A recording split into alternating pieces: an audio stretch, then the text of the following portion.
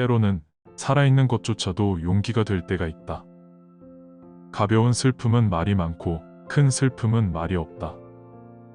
인생이란 폭풍이 지나는 걸 기다리는 게 아니라 그 빗속에서 춤추는 법을 배우는 것이다. 마음의 평화를 불러오는 최고의 처방은 잘못된 일을 하지 않는 것이다.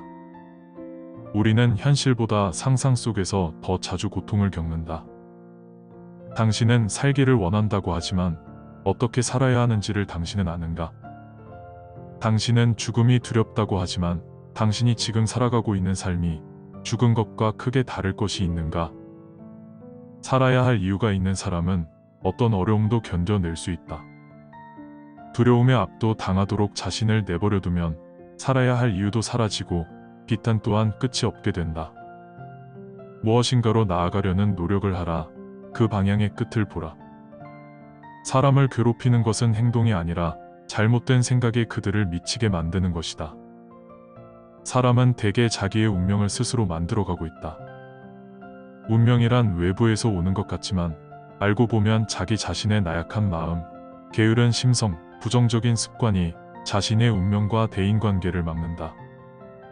어진 마음, 부지런한 습관, 남을 도와주는 마음, 이런 것들이야말로 좋은 운명을 여는 열쇠다. 운명은 용기 있는 사람 앞에서는 약하고 비겁한 사람 앞에서는 강하다. 운명이 무거운 것이 아니라 사람이 약한 것이다. 내가 약하면 운명은 그만큼 무거워진다. 어떤 일을 겪어내느냐보다 어떻게 겪어내느냐가 더 중요한 법이다. 삶이란 이야기와 같아서 얼마나 긴 삶인가가 중요한 것이 아니라 얼마나 좋은 삶인가가 중요하다. 평생 동안 우리는 사는 법을 배워야 한다. 스스로의 판단을 따르기보다 앞선 사람을 따라 걷다 보면 제대로 판단하는 법을 배우지 못하고 남의 말만 믿고 싶어진다. 그렇게 잘못된 선례가 이 사람 저 사람에게 이어지다 보면 결국 모두가 파멸에 이르고 마는 것이다. 그러므로 우리는 무작정 남이 하는 대로 따라 살기보다는 군중과 멀찌감치 떨어져 건강한 삶을 회복하려고 애써야 한다. 최악의 결정은 어떤 결정도 내리지 않는 것이다. 돈은 지혜로운 사람의 노예이자 바보의 주인이다. 돈의 노예가 아닌 주인이 되어라. 돈을 버는 방법이든 돈을 쓰는 방법이든 한 가지만 알면 부자가 될 수 있다. 빈곤은 부정한 짓을 가르친다. 진정으로 가난한 사람은 적게 가지고 있는 사람이 아니라 더 많은 것을 갈망하는 사람이다. 노동은 인간의 보배이다. 노동은 기쁨의 아버지다. 노동은 행복의 법칙이다. 노동은 모든 것을 정복한다. 노동은 신체를 굳세게 하고 가난은 정신을 굳세게 한다. 자기 자신에게 육체적 노동의 고귀함을 가르치지 않는 것은 그에게 약탈 강도의 준비를 시키는 것과 다름없다. 노동은 우리로 하여금 권태, 악덕, 욕심에서 멀어지게 한다. 부탁할 게 없다는 것이 얼마나 즐거운 일인지 생각해 본 사람은 거의 없다. 잘못된 열정을 통제하는 것보다는 배제하는 것이, 잘못된 열정에 휩싸인 후에 마음을 다잡는 것보다는 휩싸이지 않도록 하는 것이 더 쉽다. 해로운 것은 숨겨진 분노이다. 분노를 떨쳐버리려면 아무것도 하지 않는 것이 최선의 방법이다. 분노에서 자기 자신을 억제하려면 사람이 화내고 있는 모습을 냉정하게 관찰하면 된다. 분노보다 우리를 어리석게 만드는 것은 없으며 분노만큼 우리의 힘을 약화시키는 것도 없다. 분노로써 성공하면 이보다 오만한 것이 없으며 분노로써 성공하지 못하면 이보다 광기에 휩싸이는 게 하는 것 또한 없다. 분노는 실패했을 때조차 물러서지 않는다. 분노하던 대상이 사라지면 분노의 이빨은 곧 스스로에게로 향한다. 타인의 허물은 눈앞에 있고 자신의 허물은 등 뒤에 있다는 사실을 명심하라. 말해야 할 때와 침묵해야 할 때를 아는 것은 훌륭한 일이다. 가장 강한 사람은 스스로를 통제할 수 있는 자이다. 당신이 자신에 대해서 생각하는 것은 다른 사람들이 당신에 대해 생각하는 것보다 훨씬 중요하다. 자기 자신만 생각하고 모든 것을 자기의 이익에 귀착시키는 사람은 행복하게 살 수 없다. 진정으로 자신을 위해서 살려면 이웃을 위해서 살아야 한다. 다른 사람에게 도움을 주는 일을 하는 사람은 자신에게 가장 큰 선물을 주는 것이다. 감사함을 표현하는 마음은 선을 베푸는 마음만큼이나 아름다운 것이다. 혼자 있을 때라도 늘 남 앞에 있는 것처럼 생활하자. 마음의 모든 구석구석이 남의 눈에 비치더라도 두려울 것이 없도록 사색하고 행동하자. 진실의 힘은 오래 지속된다. 진실은 사람이 소유하고 있는 재산 중 최고의 것이다. 진실은 진실한 행위를 통해서만 남에게 전달된다. 진실은 인생의 극치이다. 타인에게 비밀을 지키게 하려면 먼저 자기 자신이 지켜야 한다. 칭찬받는 모습으로 그 사람의 인격을 판단할 수 있다. 어렵기 때문에 감히 행하지 못하는 것이 아니라 대담하게 행하지 않기 때문에 그것이 어렵게 느껴지는 것이다. 어느 항구를 향해 갈 것인가 생각하지도 않고 노를 젓는다면 바람조차 도와주지 않는다. 목적지에 도착하려면 한 길로만 가라. 참으로 위대한 일은 언제나 서서히 이루어지고 눈에 보이지 않게 성장해 가는 법이다. 우리에게 주어진 시간은 길지 않다는 것을 알아야 한다. 인간은 항상 시간이 모자란다고 불평을 하면서 마치 시간이 무한정 있는 것처럼 행동한다. 사람들은 자신이 무엇을 잃어버리고 있는지 깨닫지 못한 채 삶을 낭비한다.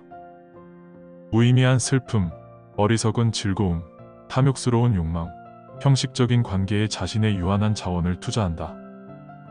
이것들 중 얼마나 많은 것들이 남아있을까?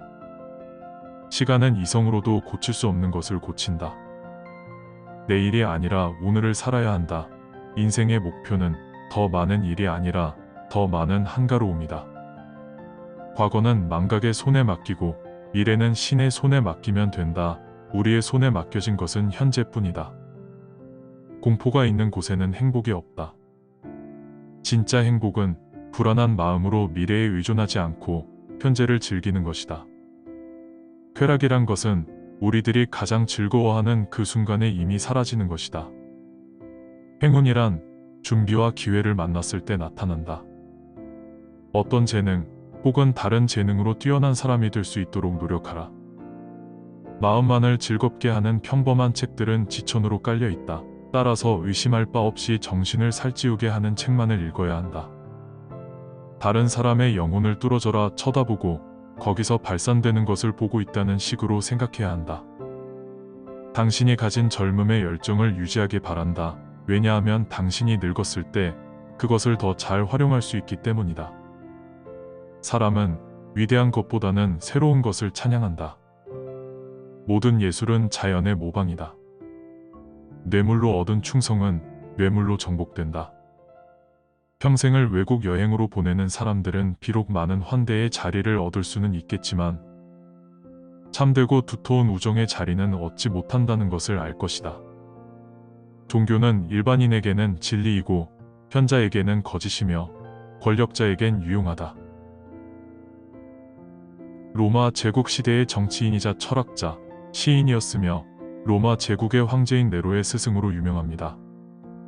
대표적인 후기 스토아 학파 철학자로서 동양의 한자 문화권에서 공자의 논어가 동양 고전의 표준으로 여겨지듯 서양 라틴어 문화권에서는 세네카의 12편의 주요 에세이와 루킬리우스에게 보내는 도덕 편지가 서양 고전의 표준으로 여겨진다고 합니다.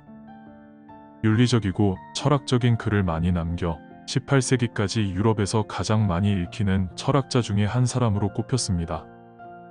세네카는 기원전 4년 에스파냐에서 태어났으며 로마에서 자라면서 수사학과 변론술, 철학을 공부했는데 특히 스토아 철학자들의 영향을 많이 받았습니다.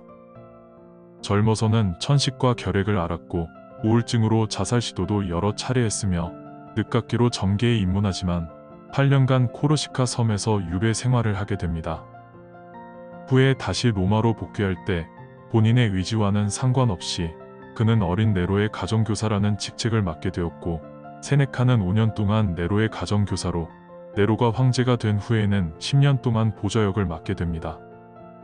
하지만 황제가 된 네로는 점점 폭정이 심해지고 이에 절망을 느낀 세네카는 관직에서 물러나 학문과 저술에 집중하지만 얼마 되지 않아 황제 암살 계획에 연루되었다는 의심을 받게 되면서 네로로부터 즉각 자결하라는 명을 받게 되어 결국 스스로 생을 마감하게 됩니다.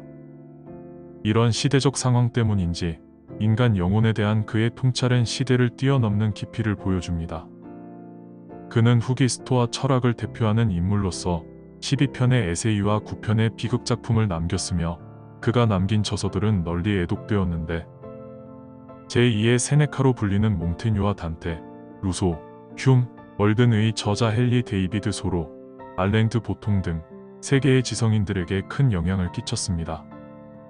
그가 지은 책으로는 분노에 대하여, 여가에 대하여, 도덕 서한집, 자연의 의문들 등이 있습니다.